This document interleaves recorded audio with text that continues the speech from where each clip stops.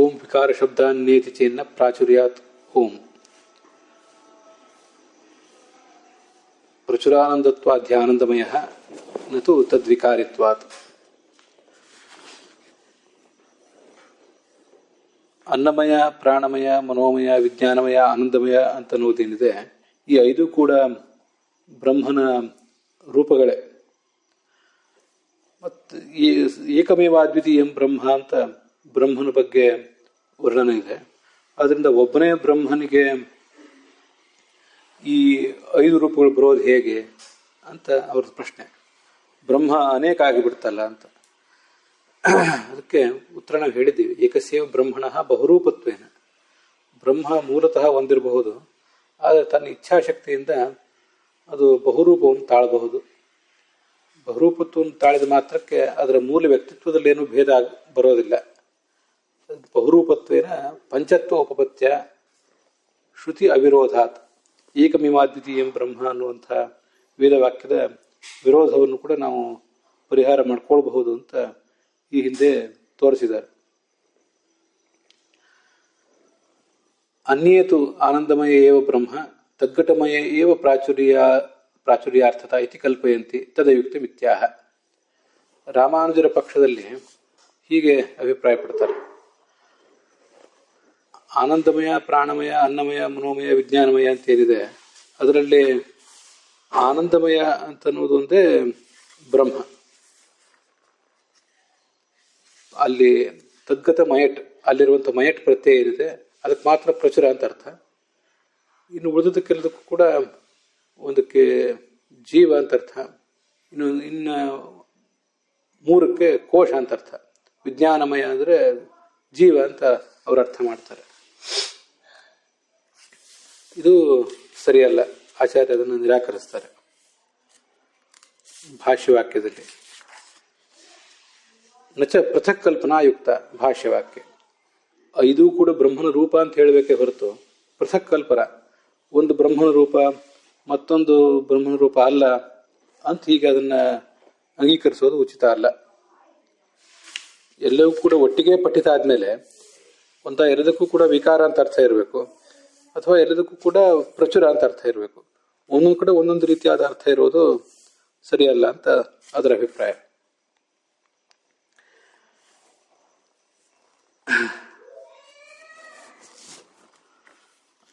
ಆದ್ದರಿಂದ ಎಲ್ಲಾ ಕಡೆನೂ ಕೂಡ ಪ್ರಚುರ ಅಂತಾನೆ ಅರ್ಥ ಇಟ್ಕೊಳ್ಬೇಕು, ಎಲ್ಲವೂ ಬ್ರಹ್ಮನ ರೂಪ ಅಂತಾನೆ ಅರ್ಥ ಇಟ್ಕೊಳ್ಬೇಕು. ಟೀಕಾದಲ್ಲಿ ನಚ ಇಯಂ ಕಲ್ಪನಾಯುಕ್ತ, ಹೀಗೆ ರಾಮಾನುಜರು ಮಾಡಿದ ಕಲ್ಪನಾ ಏನಿದೆ ಅದು ಸರಿಯಲ್ಲ. ಪ್ರಾಯಪಠಿತ ಮಯಟಾಂ ಅರ್ಥದ್ವೈವಿಧ್ಯ ಕಲ್ಪನಸ್ಯ ಕ್ಲಿಷ್ಟತ್ವಾತ್. ಪ್ರಾಯಪಠಿತ ಅಂದ್ರೆ ಒಟ್ಟಿಗೆ ಪಠಿಸಲ್ಪಟ್ಟದ್ದು ಅಂತ ಅರ್ಥ. ಅಂತಹ ಮಯಟಾಂ, ಇನ್ನು ಮಯಟ್ ಪ್ರತ್ಯಯಗಳ ಇವೆ ಅಥವಾ ಮಯಟ್ ಪ್ರತ್ಯಯ ಅಂತವಾದ ಶಬ್ದಗಳಿವೆ, ಅವಕ್ಕೆ ಒಂದೊಂದು ಕಡೆ ಒಂದೊಂದು ರೀತಿ ಅರ್ಥ ಮಾಡೋದು ಕ್ಲಿಷ್ಟ. ಆ ಥರ ಅರ್ಥ ಮಾಡೋದು ಸರಿಯಲ್ಲ. ತತಶ್ಚ ಏಕಸ್ಯೇವ ಬ್ರಹ್ಮತ್ವಂ ಕ್ಲಿಷ್ಟಂ ಇತಿ ಭಾವ. ಒಬ್ಬ ಮಾತ್ರ ಬ್ರಹ್ಮ, ಇನ್ನು ಆನಂದಮಯ ಅನ್ನೋದು ಮಾತ್ರ ಬ್ರಹ್ಮ, ಇನ್ನು ಉಳಿದದ್ದೆಲ್ಲವೂ ಬೇರೆ ಅಂತ ಹೇಳೋದು ಸರಿಯಲ್ಲ. ನಚ ಸೂತ್ರ ವಿರೋಧ. ಅಲ್ಲ, ಸೂತ್ರದಲ್ಲಿ ಆನಂದಮಯೋಭ್ಯಾಸ ಅಂತ ಅದು ಒಂದನ್ನು ಮಾತ್ರ ಹೇಳಿದಾರಲ್ಲ, ಆನಂದಮಯನ ಮಾತ್ರ ಬ್ರಹ್ಮ ಅಂತ ಹೇಳಿದ್ದಾರೆ, ವಿಜ್ಞಾನಮಯ ಇತ್ಯಾದಿಗಳನ್ನ ಬ್ರಹ್ಮ ಅಂತ ಹೇಳಿಲ್ವಲ್ಲ ಅಂತ ಒಂದು ಪ್ರಶ್ನೆ ಬರಬಹುದು.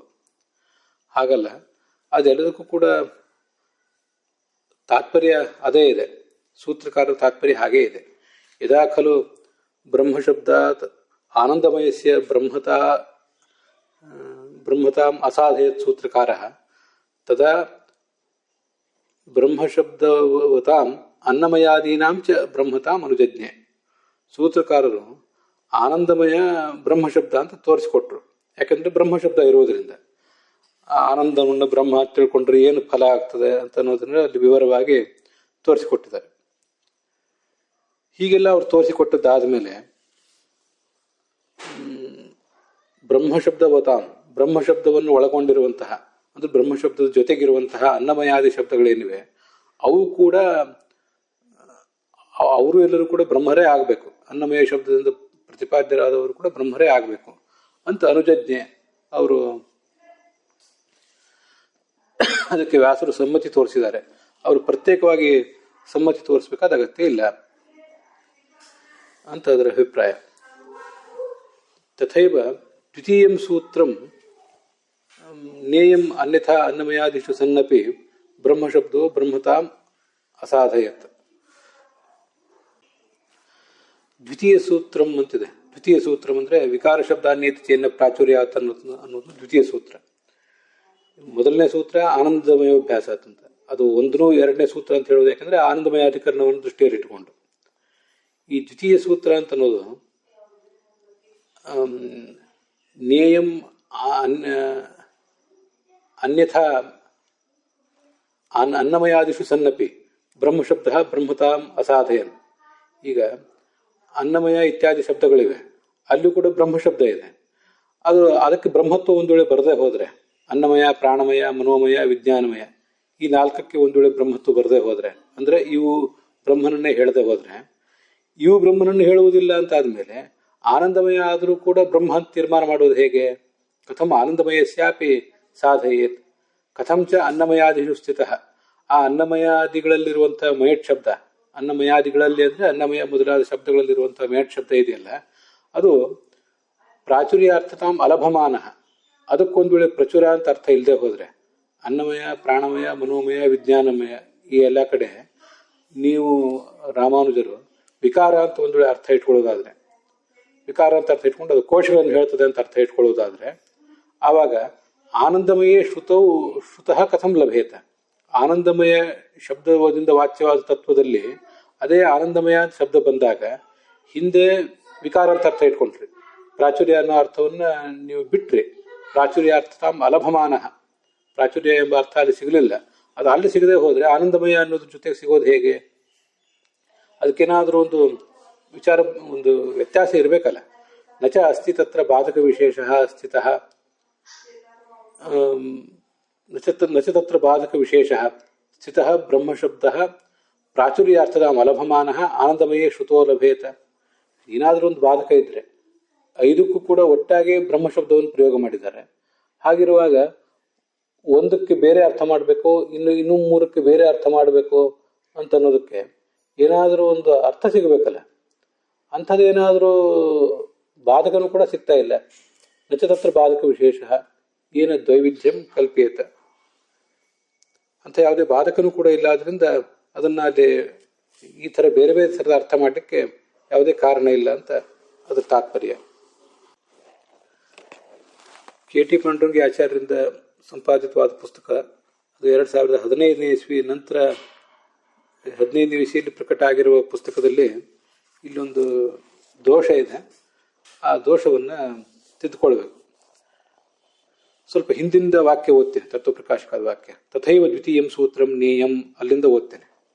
ತಥೈವ ದ್ವಿತೀಯಂ ಸೂತ್ರಂ ನೇಯಂ, ಅಲ್ಲಿ ನಿಮ್ಗೆ ಯಾರಿಗಾರು ಅರ್ಥ ಆಗಬೇಕಾದ ದೃಷ್ಟಿಯಿಂದ ಬೇಕಾದರೆ ತಥೈವ ದ್ವಿತೀಯಂ ಸೂತ್ರಂ ನೇಯಂ ಅಂತ ಹಾಕ್ಕೊಂಡು ಅನ್ಯಥಾ ಅನ್ನಮಯಾದಿಷು ಅಂತ ಪದಚ್ಛೇದವನ್ನು ಬರ್ಕೊಳ್ಳಿ, ಸುಲಭ ಆಗ್ತದೆ.